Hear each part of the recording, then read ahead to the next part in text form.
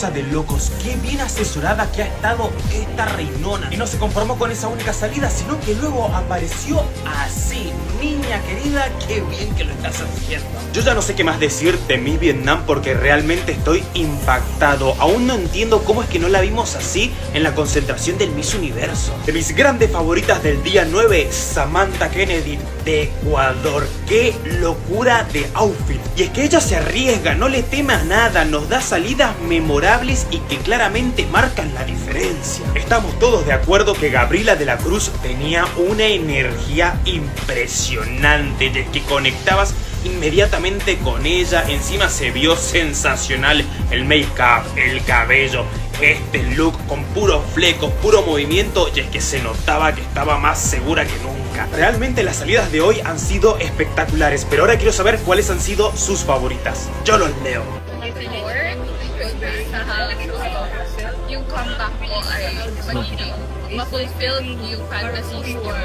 And I'm not only doing this for my redemption, I'm doing this for my family. It's a purposeful journey, and I hope that susubaybayan niyo po ako at my family in this journey of ours. All together, laban na rin.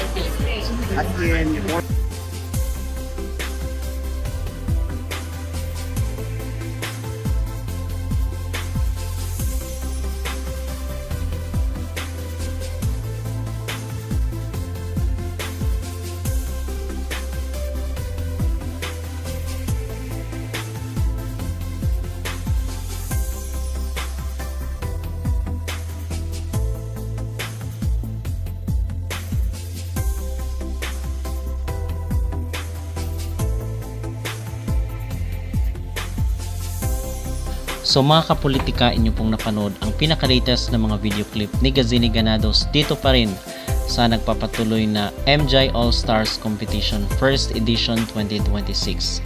At sa first part ng video is inyong narinig yung reaksyon ng Latino vlogger dito sa day 9 ng competition kay Gazini Ganados. So pasok sa top 3 ng itong Latino influencer na inyong napanood, si Gazini dito sa kanyang hot pick.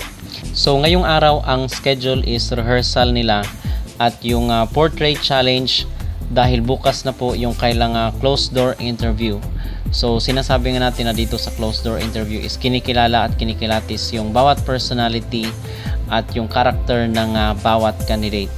So mga kapolitika, yung closed door interview, sana ang ating advice dito kay Gazini Ganados is wag siyang kabahan, dahil nga ito yung nakapagpatalo sa kanya doon sa Miss Universe 2019. So sana ay kakayanin ni Gazini Ganados yung closed door interview, at kung sino man yung mag-interview sa kanya is dapat na wag siyang kabahan para masagot niya ng maayos yung mga tanong, dahil dito nga kinikilatis yung bawat delegate. At sabi naman ng ating mga netizen ay kayang-kaya na ito ni Gazini Ganados dahil sa lawak at sa tagal ng kanyang karanasan dito sa beauty pageant mula nung kanyang competition sa Miss Universe 2019.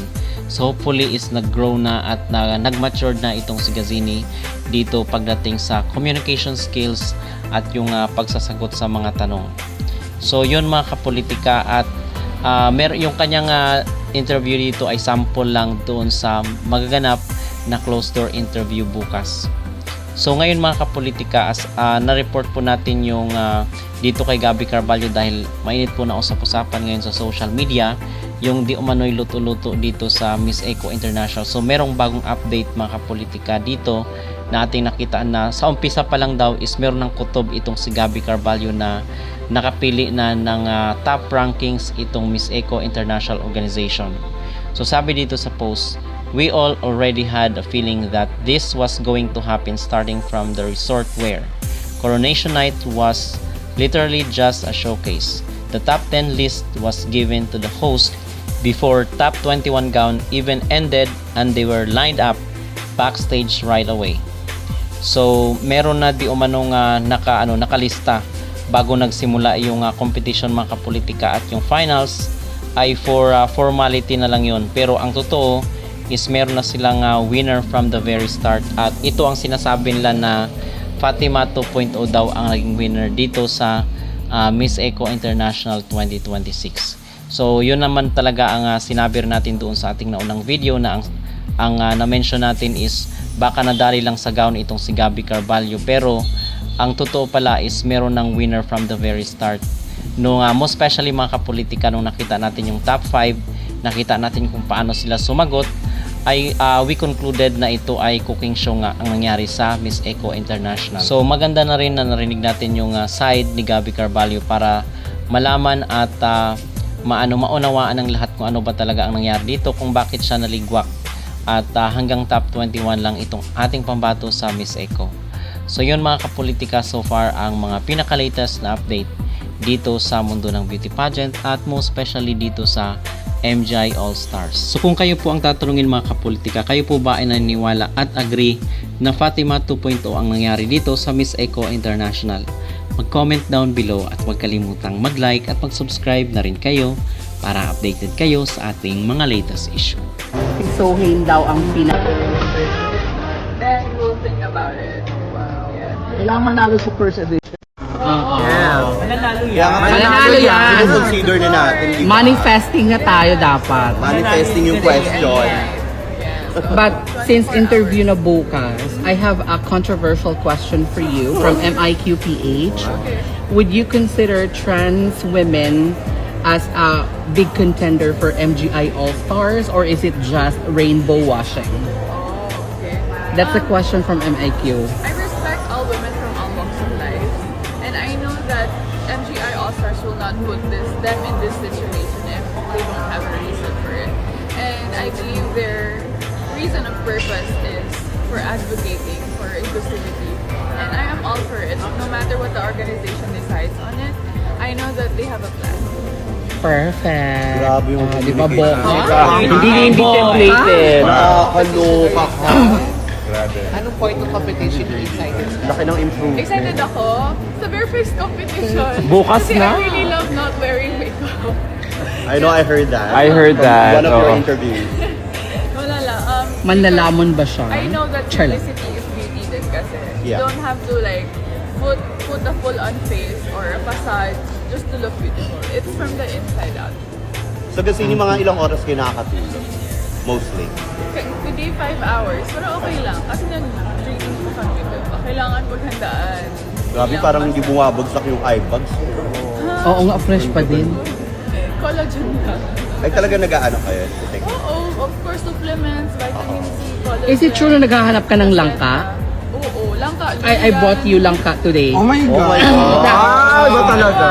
Ay, na-receive mo ba yung mga Durian daw lanson? yun. Na-receive mo yung lansones kagabi? Wala pa ako breakfast. Oo, na-receive. Oo. Thank you. It's from Sir Gary. Binili niya yon para sa atin. Kasama ako. Char. Okay. So may mga Napakakan mo lansones. na yan. Oo, hinati-hati ko. Oh, okay. Yasini, what did you pray for last night?